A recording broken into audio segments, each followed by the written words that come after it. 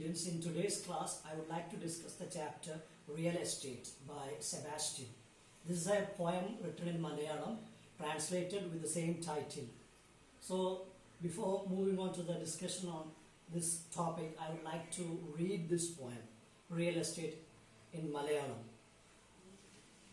ഓളങ്ങളില്ലാതെ തെളിഞ്ഞ പുഴ, മേഘങ്ങളില്ലാതെ തെളിഞ്ഞ വാനം, ഒപ്പത്തിനൊപ്പം.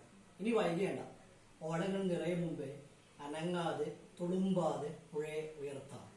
മേഘങ്ങൾ നിറയും മുമ്പേ അടരാതെ വീഴാതെ വാനത്തെ താഴ്ത്താം. ശൂന്യതയിൽ ഒരിടത്ത് രണ്ടും ഒട്ടിച്ചു ചേർക്കാം, അടർത്തി മാറ്റാൻ കഴിയാത്തത്ര ദൃഢമായി. വിറ്റും വാങ്ങിയും തീർന്നുപോയ ഭൂമിയുടെ ഇടപാടുകാരെ, കണ്ണുവെക്കല്ലേ ഈ മുതലിന്. So now let's look at the translation of this word. Clear limped stream, waveless, clear cloudless sky in perfect harmony. No time to waste before the river swells with waves. Let's lift it gently, no jerking, no spilling before the clouds fill the sky.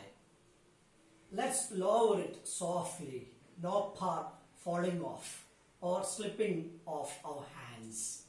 At some point in the vast void, let's put them one on top of the other and glue them hard, that they don't part again. Oh men of trade, buying and selling, you have eaten up the earth. Listen to my humble plea. Don't cast your covetous eyes on this. Now let's discuss this chapter. I would like to divide this chapter into two sections. I think in the first part of this poem, the poet shares his dream. He talks about protecting the environment. In the second part, he makes an earnest request to the people who tries to buy and sell the land. So this poem is actually a scathing attack on the greed of mankind. We find that the poet begins the poem by speaking about the stream and the sky. When the stream is clear, he wants to take it away and put it in a different place. And also he talks about the sky as well. He wants to protect these two things. And final section of the poem, he says, oh, the businessmen or those people who becomes the real estate lobby, ask them, request them not to look at these things with their selfish eyes. Now this is a very serious poem, though it may be seen as a very simple and straightforward poem. The poet addresses some serious concern. We today live in a society where everything is bought and sold. We are living in a consumerist society. We look at everything from a profit-driven motive. So nature is also part of our greed.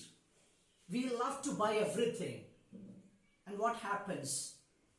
We don't find anything so pure. We pollute everything. We pollute water. We pollute air. We pollute everything that sustains life on this earth. So my dear students, in this poem, the poet dreams a situation where he can protect these natural resources. He says, when the stream is clear, he wants to take them. When the sky is so pure, he wants to take them, and he wants to place them in a void, in an empty space. He wants to create a world where these are pure. And he's quite aware that the man will come to buy everything. Everywhere you find man's greed devoured everything, destroyed these natural resources. So this poem is actually a reminder to us. We know that it's impossible for us to replace these things, these natural resources.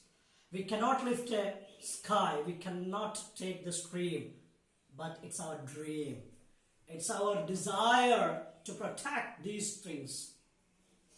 So this is a concern that the poet shares with us. If we are not sensitive to these things, in future we are going to suffer a lot. We have to have concern for nature. We are not supposed to buy everything. We should not look at it only from the perspective of profit-driven mindset. Okay, I think this poem should be read along with the short piece that is the end of beginning, the end of survival. What is the title of that chapter? You have Seattle's address. The end of one chapter is there where you find the Aboriginal replies to the US government when they come to buy the land. The end of life and the beginning of survival, I think. So in that piece you find how they look at nature. For them, that is part of their existence. So when it comes to the civilized or called civilized people, we find that they look at everything from a different angle. For us, we want to purchase everything. Okay? Now let's analyze this from the perspective of a Malayali.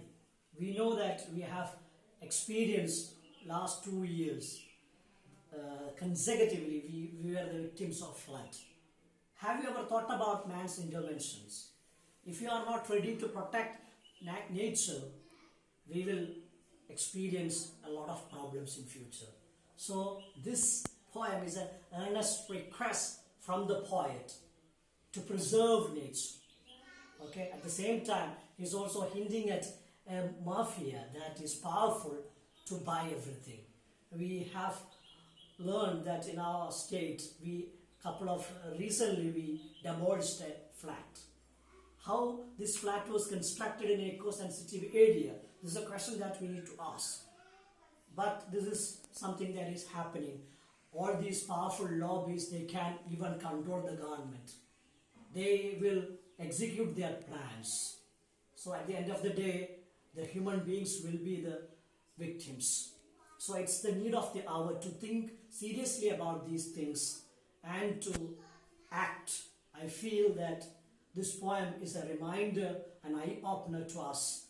If we continue purchasing land, filling things, and look at this, even the fields, paddy fields are not seen in Kerala. Everywhere what we can find is buildings. Houses are sprouting like anything. So my dear students, we have to think about this point very seriously. I want all of you to look at this topic, read it again and again, and try to relate it with other chapters prescribed for us. I hope this will definitely help you. This short video will help you to read this and understand this point. Thank you very much.